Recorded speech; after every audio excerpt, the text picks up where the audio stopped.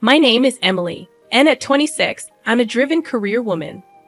Currently, I share a home with my husband, John. Lately, I've been contemplating starting a family soon, but John believes we should first focus on building a house and settling down before considering children. Therefore, we're diligently saving money for our future home. Despite my desire to start a family promptly, John remains adamant about his stance. Whenever I broach the topic of children, he reiterates the need to establish our home first. It's disheartening how he disregards my perspective. I resign myself to the idea that I must work harder to contribute to our savings. John and I have been married for a year now, and I've noticed a pattern in our relationship. He rarely considers my opinions, a trait that persisted from our dating days. Initially, I admired his strong convictions, but in marriage, mutual respect for each other's viewpoints is essential. I fear our marriage is faltering, especially with the influence of his parents, who live just a short drive away. John frequently visits his parents, citing reasons like cutting down on expenses.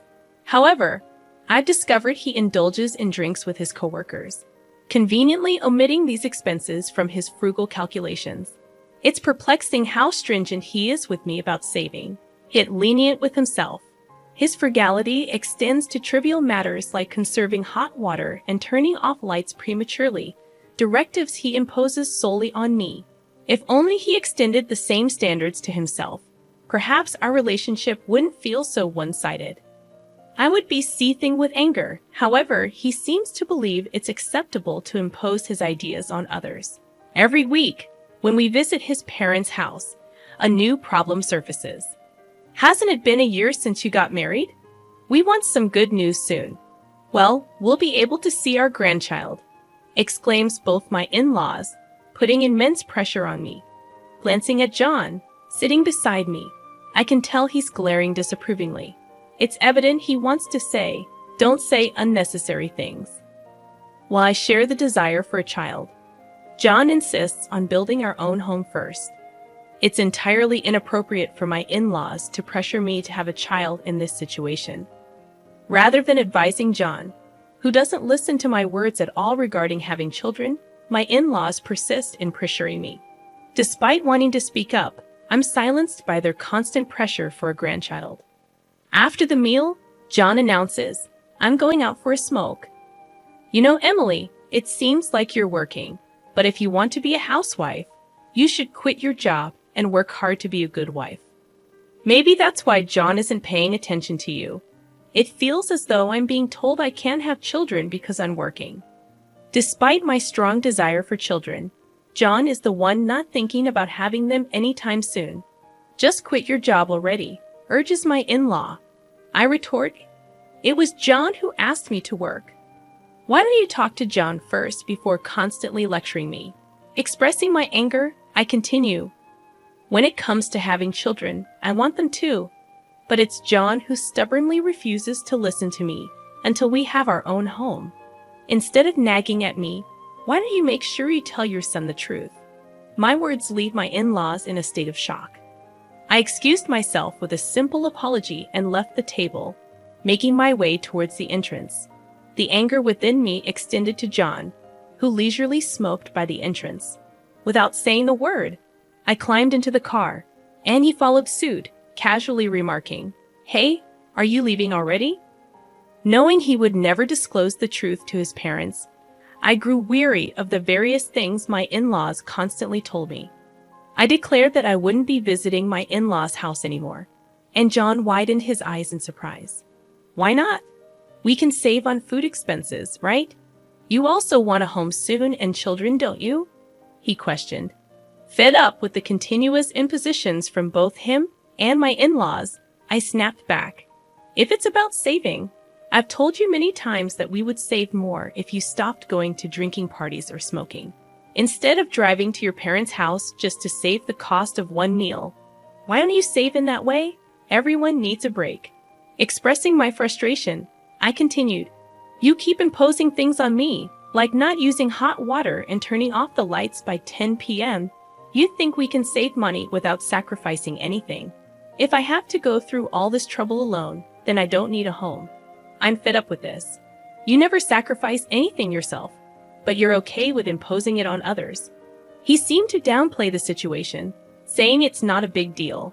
But I countered, no, it is a big deal. How much patience do you think I've had all this time?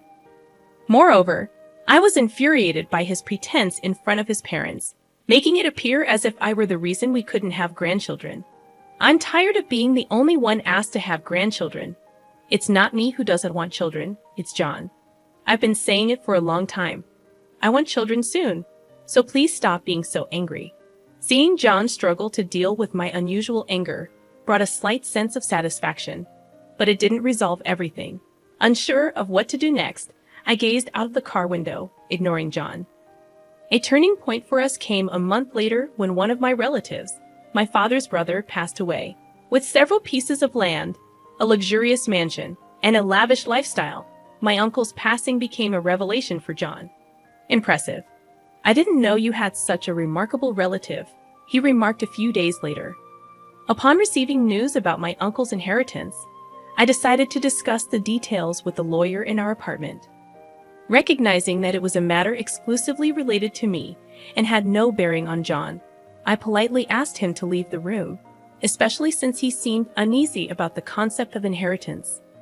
I wanted to spare him any potential trouble that could arise if he got involved. After about 3 hours of listening to the lawyer explain the intricacies of the inheritance, I thanked him and asked him to leave. However, to my surprise, John, who had been at home earlier, was nowhere to be found. Assuming he had probably stepped out to avoid interrupting my conversation with the lawyer, I started preparing dinner. Little did I know, 3 months later, John approached me, expressing, "There's something I want to show you," and took me for a drive. Excitement welled up as we entered a residential area, but my confusion grew when the car parked in front of a certain house. John then pressed the intercom, and my in-laws emerged from inside. However, it was evident that this house was not their home. "You finally made it. When are you and Emily moving over here?" "We're thinking of moving in by the end of this month," announced my father-in-law. He continued blaming me for being a selfish daughter-in-law and accused me of always shifting the responsibility for having children onto John. I shot a disapproving glare at John, bewildered as to why he brought me here when I had clearly stated I wouldn't visit my in-laws anymore. Searching for an explanation, I questioned him, and he simply shrugged, stating, "Don't get so angry. If we live together, we can bridge the gap between you and my mom. Besides, this will be our new home from now on, so you should cooperate on the children issue as well. Live together." His revelation left me in disbelief. I hadn't agreed to living with them, especially after explicitly stating that I wouldn't go to my in-laws' house anymore. The situation was further complicated by the nature of the house. As John disclosed, it's a two-family house. My plan was always for us to live with my parents eventually. "So, what's the problem with living in a two-family house now?" he asked. The question lingered in the air as I mulled over the situation. Living in a two-family house seemed to be a significant issue, especially when considering our savings. According to our financial situation, building such a splendid new house was seemingly impossible. I couldn't fathom how John managed it. "My dad and I chipped in the money, so our savings are empty, but it's fine, right?" John casually mentioned. His nonchalant attitude perplexed me. He continued, "I heard your uncle's inheritance was worth $690,000. So, if you use that money to repay us for the cost of the two-family house, it should be fine, huh?" I was taken aback. The idea that he believed my inheritance should be used to fund the house without my consent baffled me. Even if I were to inherit the money, how I used it should be my decision, not his. Frustrated by my rejection of their proposal, John reached into his bag and pulled out a pre-filled divorce form with his name on it. "Your money is our money. If you don't like living together, let's get a divorce," he declared. I took the divorce form from his hand, expressing, "Fine, if living together is the alternative, then divorce is the better choice." Firmly placing the divorce form into my bag, I turned my back on him and my in-laws, who looked stunned. Ignoring their reactions, I continued, "By the way, I renounced my uncle's inheritance." John froze with a bewildered expression. Without waiting for a response, I took a bus and headed home to our apartment. Upon arrival, I promptly filled in my name on the divorce form, which already had John's name on it. I then submitted the divorce papers and immediately purchased cardboard boxes at a home improvement store to start preparing for the move. Recognizing that I couldn't handle the move alone, I hired a moving company. Fortunately, it turned out that not many moves were happening during this season, allowing for a quick relocation. As I packed for the move, a commotion outside the front door indicated John's return. I had the chain lock on, and I addressed him. Sorry, I had the chain lock on. I don't know what you might do when you're so angry. Besides, I need to finish packing for the move. Could you stay at your parents' house for a few days? I won't accept a divorce, John declared, widening my eyes in surprise. I reminded him, but you handed me the divorce form, didn't you? If you sign the divorce papers, that means you agree to the divorce, you know. Astonished, I questioned whether he truly understood the implications of what he had done. He frowned, appearing frustrated, but quickly changed the subject. Why would you give up on a $690,000 inheritance? Normally, you'd inherit it, he questioned. It seemed he had overheard some details about the inheritance, but hadn't grasped the full story. Likely, after learning about the $690,000 inheritance, he had rushed to my in-laws, and they impulsively purchased the two-family house without considering the consequences. I explained. The inheritance discussion came to me because there wasn't anyone else to inherit it. My uncle had 3 sons, 2 daughters, a wife, and grandchildren. However, all of them renounced the inheritance, so it ended up coming to me. My uncle did have $690,000, but he had to demolish his mansion, spend a lot on maintaining his land, and had plenty of debt. I realized that renouncing the inheritance was a better choice than inheriting it. John was in disbelief, exclaiming, "No way. So even if you had inherited $690,000, you're saying there wouldn't have been much money left? That's fraud." I explained that the lawyer and I had a proper discussion about it, but someone had eavesdropped and left before hearing the whole story.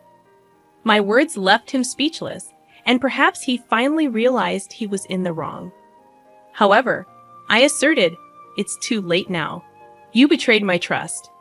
We've already filed for a divorce, and you and I are no longer a couple. Why are you suddenly saying you don't want a divorce now? If you truly didn't want a divorce, you should have followed me right away when I returned, shouldn't you?" I reminded him of the consequences of his actions, emphasizing that his mother's opinion about the divorce didn't change the fact that he and his father had invested in the two-family house. His mother's lack of experience with work didn't allow her to fully appreciate the value of money. I sighed, realizing it wasn't my role to listen to his complaints about his parents. If we were still a married couple, I might have entertained the conversation. However, I reminded him, "You haven't submitted the divorce papers yet, have you?" He pleaded, "If you do it now, we can still be a couple. Please, let's live together in that two-family house." "I've already submitted the divorce papers, so it's pointless now," I replied. His expression slumped in front of the apartment door, appearing bewildered and lost. While I believed he brought this upon himself, I couldn't let him linger outside forever. Briefly considering sending him away, I realized I had no time to waste, so I continued with my preparations for the move. After a while, he was gone, and I proceeded with the move, informing my workplace about the divorce, especially since my boss had acted as our mediator. Feeling obligated to apologize for the divorce, I also shared the news with my co-workers who had been invited to our wedding during lunch break. Unexpectedly, he burst into my department in front of my co-workers, claiming, "It's absurd that you're talking about the divorce. I wish you hadn't mentioned it." He disclosed the situation in his department, assuming I had inherited an estate, and suggested buying a two-family house. When faced with the choice between divorce or living together, I chose divorce. Consequently, he found himself being avoided by everyone. I even received sympathy from colleagues. Eventually, he quit his job. During this time, a male colleague confessed to me, saying, "I've actually liked you for a long time. I hope to build a home where we can communicate as a couple and work things out together."